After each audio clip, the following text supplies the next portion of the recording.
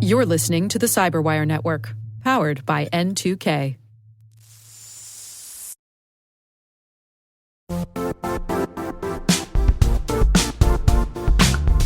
The DMV has established itself as a top-tier player in the global cyber industry. DMV Rising is the premier event for cyber leaders and innovators to engage in meaningful discussions and celebrate the innovation happening in and around the Washington, D.C. area. Join us on Thursday, September 18th to connect with the leading minds shaping our field and experience firsthand why the Washington, D.C. region is the beating heart of cyber innovation. Visit dmvrising.com to secure your spot.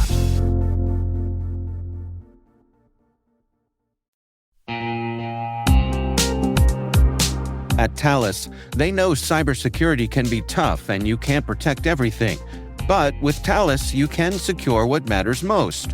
With Thales' industry-leading platforms, you can protect critical applications, data, and identities, anywhere and at scale with the highest ROI.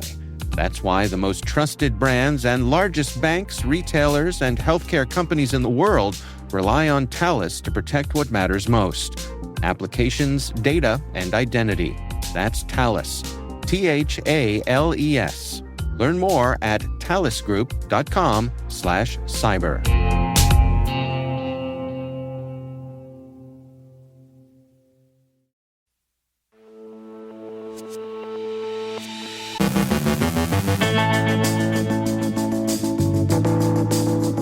The EU fines Google $3.5 billion over adtech abuses. Cloudflare blocks record-breaking DDoS attacks. The Salesforce-Salesloft breach began months earlier with GitHub access. Researchers say a new Tag 150 cybercriminal group has been active since March. Hackers used stolen secrets to leak more than 6,700 NX private repositories. Subsea cable outages disrupt internet connectivity across India, Pakistan, and parts of the UAE. We got our Monday business breakdown. On our Industry Voices segment, Todd Moore, Global Vice President for Data Security at Thales, unpacks the perils of insider risk. And hackers claim Burger King's security flaws are a real whopper.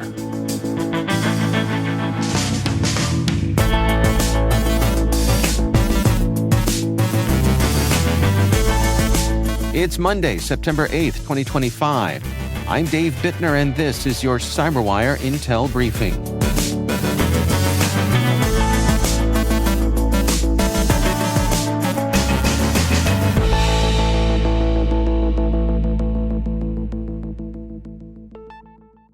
Hello and happy Monday. It is great to have you with us here today.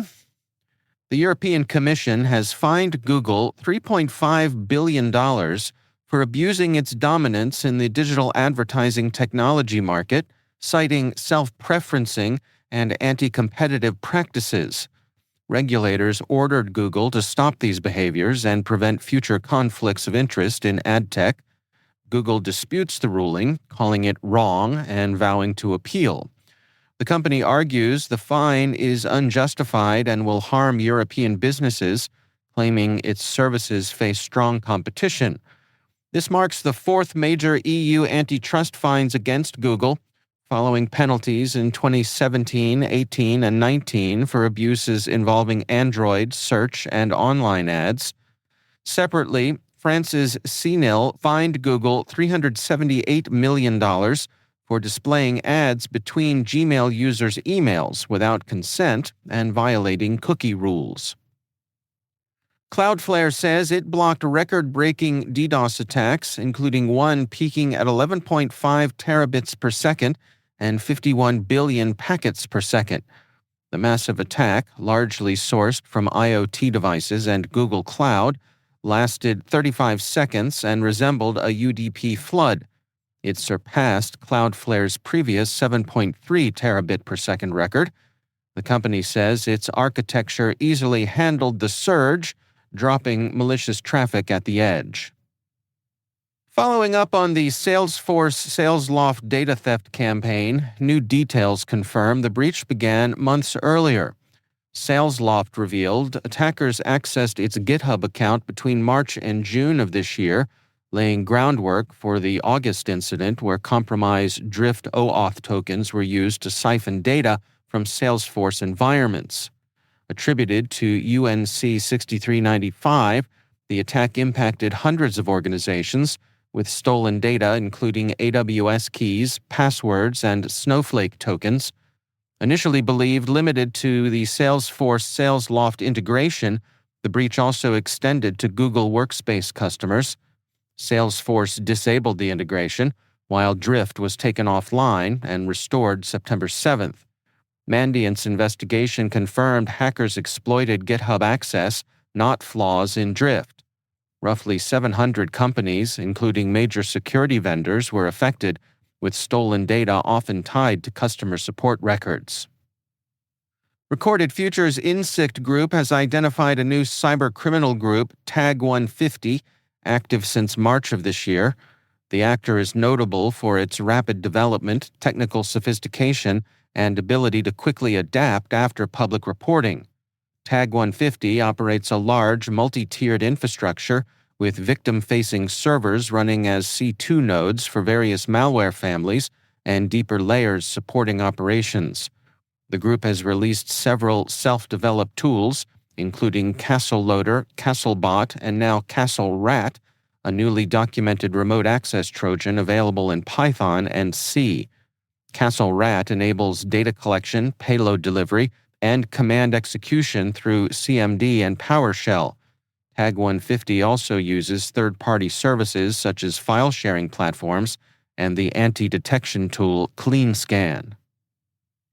Hackers behind the recent NX supply chain attack, dubbed Singularity, used stolen secrets to leak more than 6,700 private repositories, according to Wiz.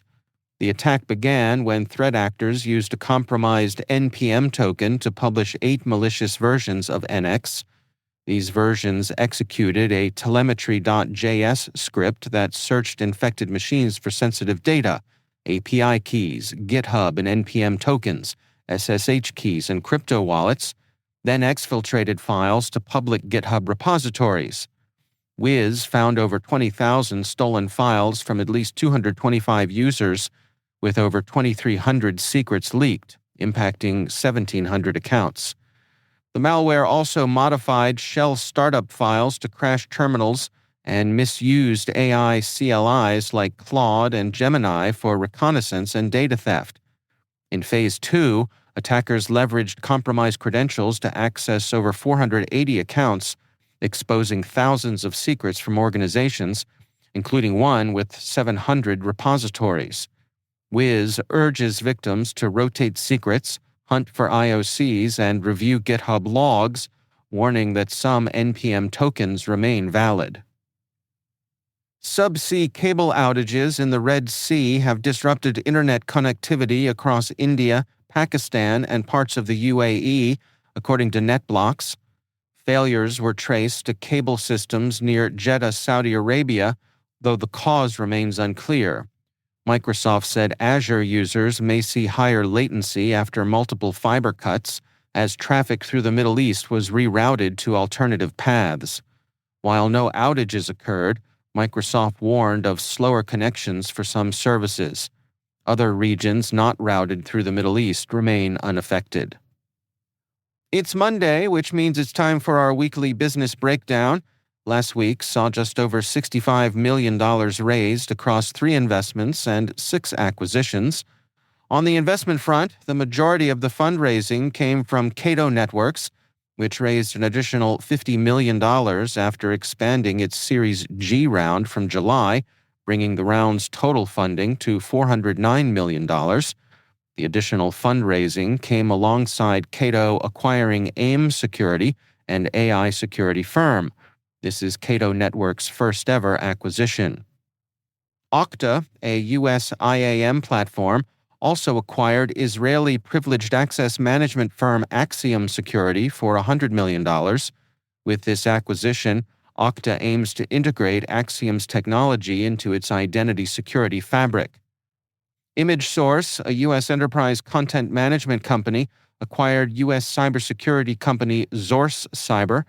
This acquisition included Zorce's threat detection and prevention platform Bouncer, which adds advanced email, web, and file-based security technologies to the company's platform portfolio. Also making headlines, 8 U.S. and Indian VCs and PEs are teaming up to provide additional support for India's growing tech startups. And that wraps this week's Business Breakdown. For deeper analysis on major business moves shaping the cybersecurity landscape, subscribe to N2K Pro and check out the cyberwire.com every Wednesday for the latest updates.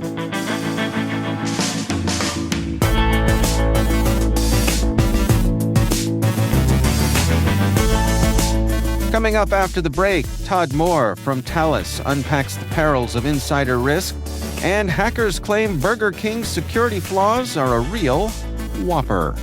Stick around.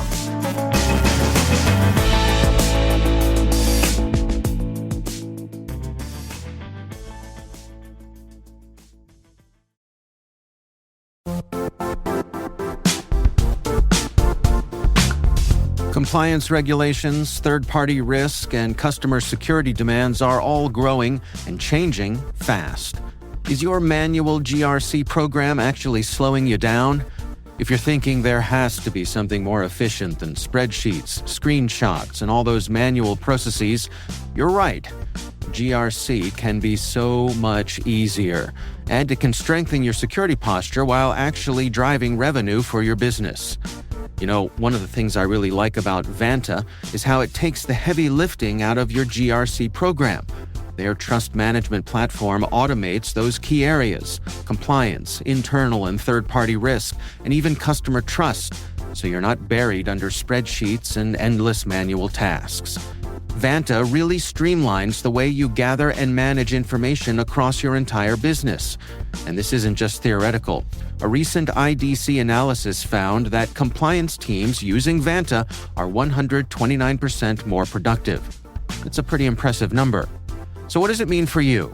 It means you get back more time and energy to focus on what actually matters, like strengthening your security posture and scaling your business.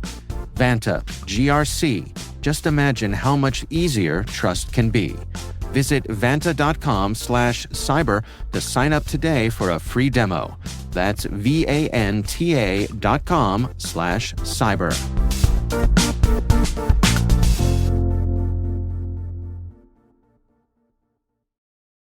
This episode is brought to you by Indeed. When your computer breaks, you don't wait for it to magically start working again. You fix the problem. So why wait to hire the people your company desperately needs? Use Indeed's sponsored jobs to hire top talent fast. And even better, you only pay for results. There's no need to wait. Speed up your hiring with a $75 sponsored job credit at Indeed.com/podcast. Terms and conditions apply.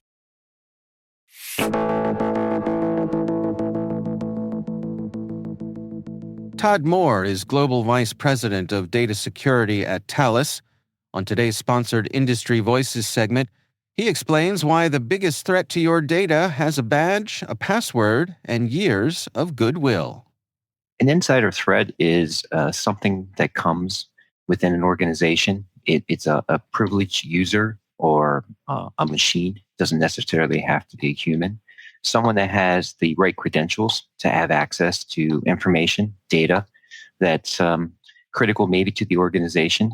And those individuals or machines may accidentally do something inappropriate with that data, or they may try to extract that data, or they may try to take it outside the organization. So from an insider threat perspective, it's really someone that you trust inside your organization that either accidentally, because good things do happen to people, they make mistakes, they put data in places they shouldn't, like in a public repository, like in a public cloud, or it's a person or a machine that is maliciously trying to extract data from an organization, but they do have access. Yeah, it's an interesting, I think, nuance there, because I think for a lot of folks, particularly if they're not in this sort of stuff every day, they hear the term insider threat and they automatically think that it's someone or something that's malicious. But as you point out, that's not necessarily the case. It could just be someone making a innocent or ignorant mistake. Absolutely. And it happens all the time, and it's happening more and more, right? As we continue to use different SaaS applications, software as a service applications, and storage and public cloud. We typically just want to get our jobs done as employees within organizations. And sometimes, when we're in a hurry or we have a deadline and we're in that panic type mode, we'll move data around an organization, or we'll send it through an email, or we'll copy it to a shared drive. And that information is lost once it goes into the wild. And so, again, it's not that someone was trying to do something necessarily bad or evil. They're just trying to get their job done. And unfortunately, it puts organization data at risk, and it creates a breach opportunity for an organization, and puts our crown jewels out there for the world to see. Sometimes when I think of insider threats, I go back to that old horror movie, Chestnut, about how the call is coming from inside the house, right? Yeah, it's scary. It's me. Yeah. Right. Well, I think it is, because we think about a moat or a fence, or defending from the bad guys who are coming at us from outside of our organization.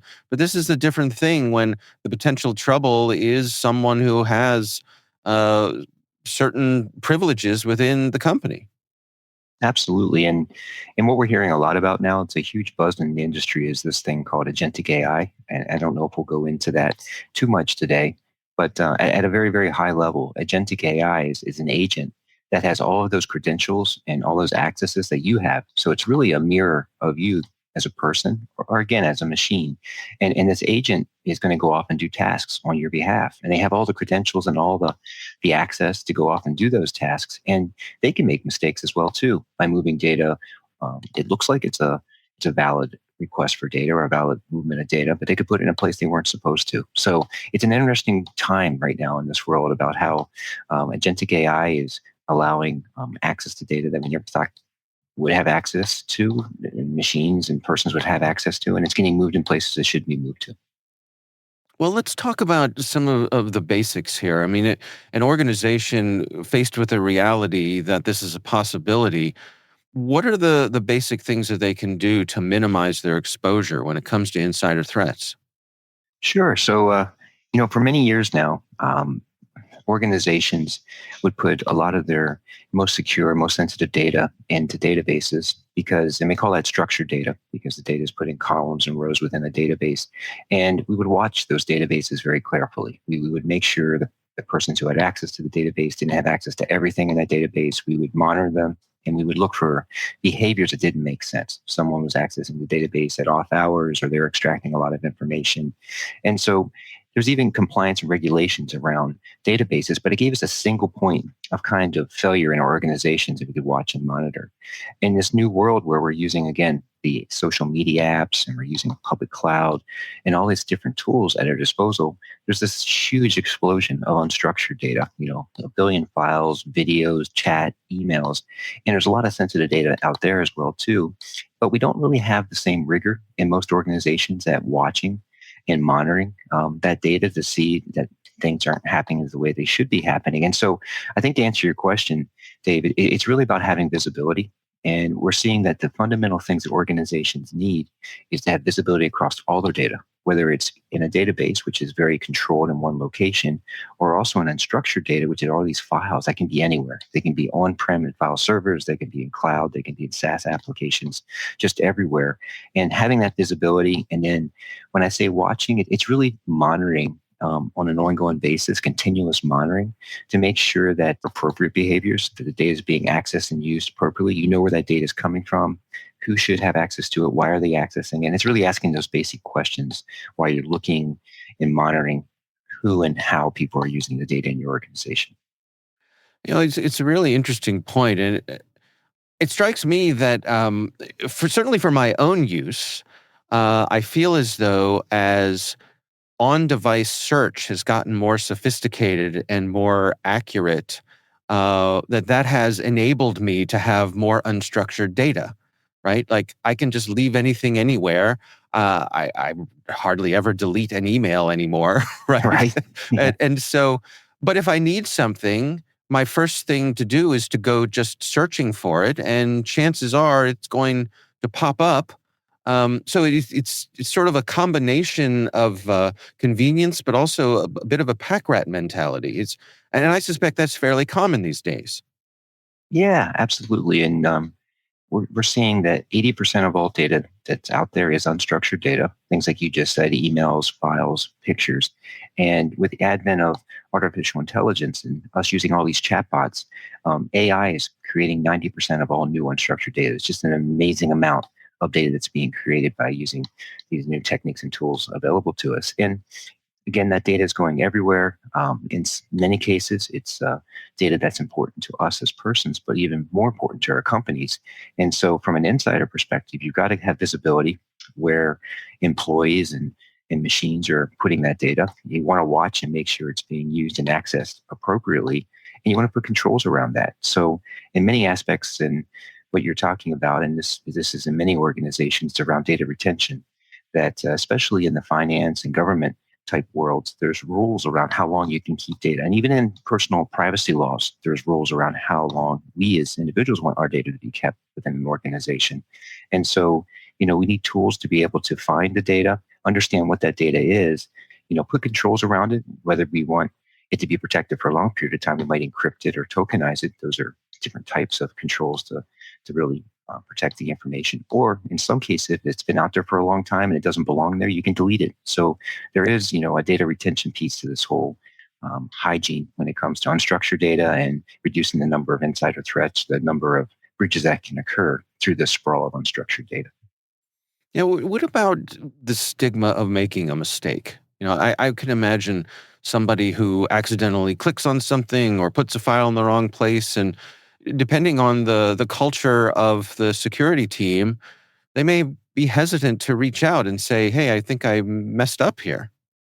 That's a great question. We have a video, a little snippet of a video that shows a typical use case of, a person that's, trying to do the right thing. And they accidentally take a very critical piece of information. It's a spreadsheet, and they put it out into a public cloud repository.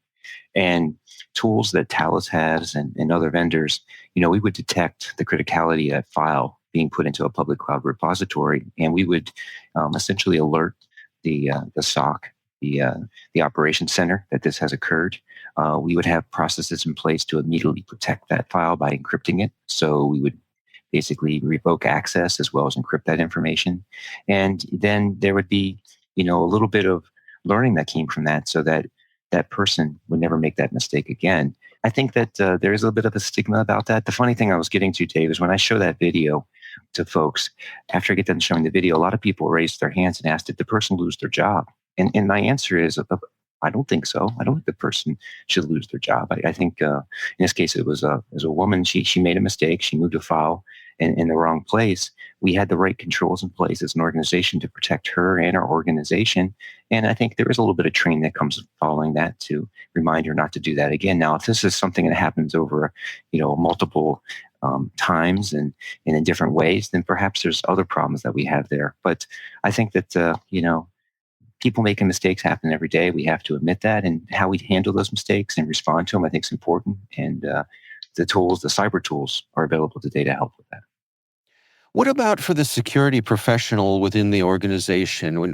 When these sorts of things are implemented, what are the changes that they will see in their day to day? I think I think most large organizations already have risk management, or they have security operations centers. They're already looking at, audit data. They're already looking at databases that we talked about because they need to from a compliance perspective. This is really just adding to that. It's really from a risk intelligence or a risk analysis perspective, getting that insight across your networks, across all of your different applications, storage, infrastructure, and then being able to detect where there might be a potential issue, putting remediation plans in place and executing on those remediation plans. So I think you asked about a security professional. I think this is what they've been doing in the security world for a very long period of time. Unfortunately, it's been very focused on, again, databases, structured data, and other parts, other risks. And with this explosion of unstructured data and the advent of artificial intelligence and creating more and more unstructured data, it's been a blind spot for many organizations. And I think now folks really have to take account that there's critical data out there in those files and those images, video, and emails, and really start monitoring it like they were monitoring other data in their organization in the past. So it's an extension of what they're already doing today, in my opinion. Yeah. What are your recommendations then for folks who want to go down this path and explore the possibilities for themselves? What's the best way to get started? Well, I think that we always use I always use 3 or 4 words to describe a basic getting started process. It's discover, protect, control, and monitor. And so the first step is really that visibility step, discovering what you have in your organization, who has access, what are they accessing, and that is something that does take a little bit of time. You have to really kind of do a discovery throughout your systems, understanding where things are going and how things are moving from a data lineage perspective. But you can put the right sort of analysis in place to get that initial visibility. So once you have the discovery done, then you understand where there's potential, gaps or places that are higher risk within your organization. You put the appropriate protections in place. And in some cases, it's like we already said, it's encrypting data that's very critical. It might be encrypting drives, it might be file systems, web applications. It may be tokenizing data, it might be masking, or it may be deleting data if it doesn't belong in places it is. From a control perspective, it's really managing the access and the control of who has and what has access to that data, and making sure you have all the appropriate things in place. And last but not least, it's that monitoring piece of continuously monitoring. But to get started, and there was a lot of words there, Dave, but to get started, companies like Thales, we have tools today. We have a data security platform that supports all 4 of those elements. And, we really encourage people not to ignore the fact that there's a lot of sensitive data in their organization as well as outside their organization that they need to protect. And making that first step through discovery is really that first step to get an idea of what and where your problems are. That's Todd Moore, Global Vice President of Data Security at Thales.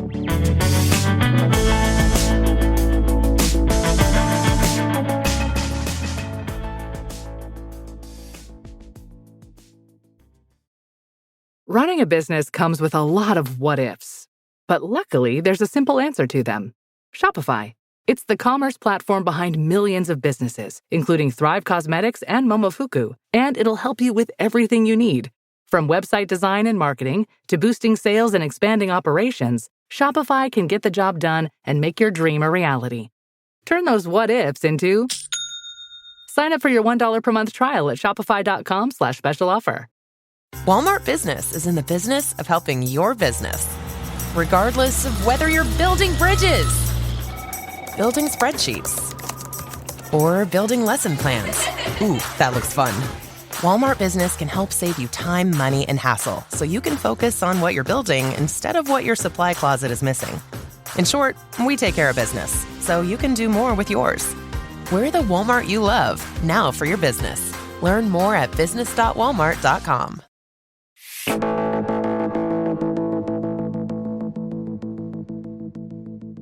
And finally, 2 self-styled white hats, Bob the Hacker and Bob the Shoplifter, say they uncovered security so flimsy at Restaurant Brands International that even a soggy napkin might have put up more resistance. RBI, the parent company of Burger King, Tim Hortons, and Popeyes, runs systems across over 30,000 restaurants worldwide. And according to the Bobs, every one of those systems could be exploited with laughable ease. Among the goodies they claim to have found, passwords hard-coded into HTML, a sign-up-for-anyone API, and drive-through tablets that politely accepted admin as the password. Once inside, they could edit employee accounts, order equipment, and even eavesdrop on raw drive-through audio, including the occasional personal detail slipped in between orders of fries and nuggets. The Bobs insist they followed responsible disclosure, keeping customer data safe. RBI, however, apparently didn't acknowledge their report. The final jab from the Bobs: a simple verdict in their blog's closing line: Wendy's is better.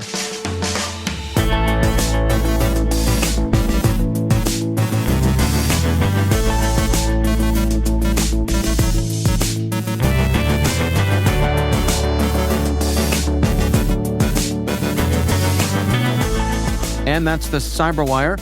For links to all of today's stories, check out our daily briefing at thecyberwire.com. Don't forget to check out the Grumpy Old Geeks podcast, where I contribute to a regular segment on Jason and Brian's show every week. You can find Grumpy Old Geeks where all the fine podcasts are listed. We'd love to know what you think of this podcast.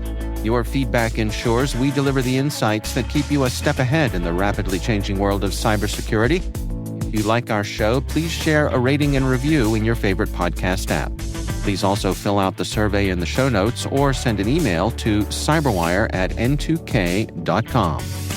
N2K's senior producer is Alice Carruth. Our Cyberwire producer is Liz Stokes. We're mixed by Trey Hester with original music by Elliot Peltzman. Our executive producer is Jennifer Iben. Peter Kilpie is our publisher, and I'm Dave Bittner. Thanks for listening. We'll see you back here tomorrow.